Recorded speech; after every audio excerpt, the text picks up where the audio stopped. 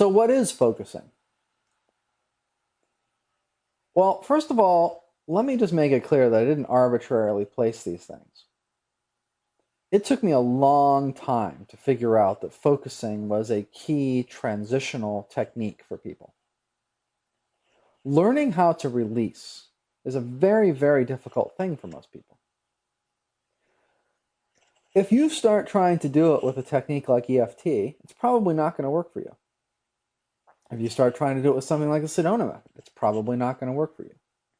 If you're on the far left side of this model and you're trying to jump that hurdle, trying to really get this stuff to work for you, maybe for the first time ever, focusing is really your best bet.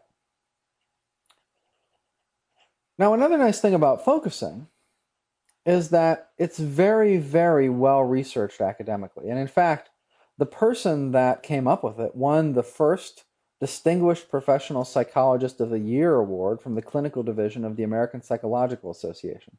That's no small accomplishment. So you're talking about something that is very, very well academically researched, but also very, very accessible. And you'll see some links for focusing and EFT, which are the two most common things that I find work for someone who's a little bit further down the model, in an upcoming graphic. The idea behind all of these, focusing, EMDR, EFT, WHEE, they're all, even the Sedona method, the release technique, they all sort of have a common core, and frankly, focusing is their granddaddy.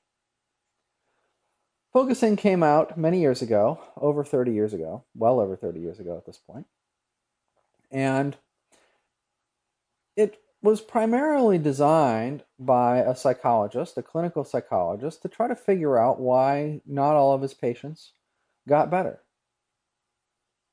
A very simple quest, but it wound up having revolutionary results. And it was really one of the first well-researched sort of body-mind type psychotherapies.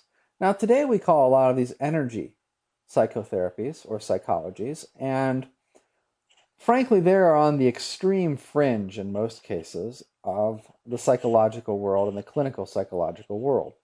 So they have their own convention, people come and present papers there, things like that, but the reality is that they're not widely accepted in the American Psychological Association. Focusing is an exception to that. EMDR is a slight exception to that in that it's got some clinical proof behind it for things like post-traumatic stress. But EFT really doesn't. WHEE really doesn't. Sedona method release technique, they really don't. So, going back to focusing here,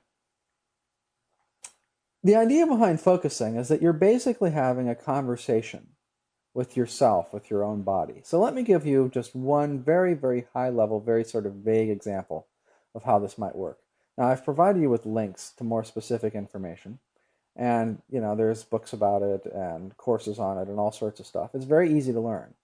Let me give you just sort of a very high level way that you could use this.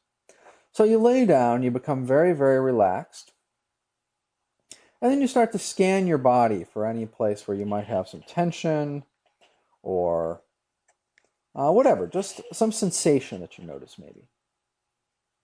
You bring your awareness to that, and you say, staying separate from it, I acknowledge you. And then you basically try to enter into sort of a dialogue with it. So you might say, what do you have to share with me? Or what do you have to tell me? And you shut up. And you wait for something to bubble up. And as it bubbles up, you don't judge it. You just let it go by. And then you try to peel the next layer, maybe by saying the same thing. What else do you have to share with me? Or there's some forms of it where you might, for instance, repeat back. Or sort of verify, okay, I acknowledge this that just came up. What else do you have to share?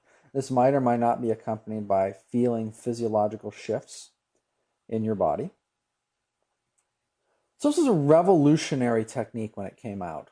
And it's a very powerful technique in that it seems to work most reliably of all the things that I tested, and that was a lot of different things, for people that are on the left side of this model.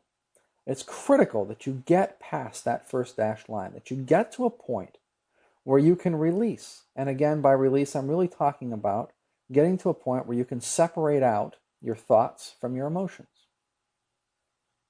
So if you have a thought about wanting a new car, how do you separate out your anxiety about that? And frankly, even some of your positive. And we'll see that increasingly as we move down towards the non-symbolic side. It's not just your negative emotions that you're letting go of, you're also letting go of positive emotions. But at this point, it's especially focused on the negative emotions. So if you say to yourself, okay, well, how do I get a raise at work? You could maybe focus on that. I want a raise at work. Scan your body. See where the tension areas are. And go through a focusing-like process involving it. So it can be very problem-specific. It doesn't have to be the general lay down, relax, scan your body type of idea.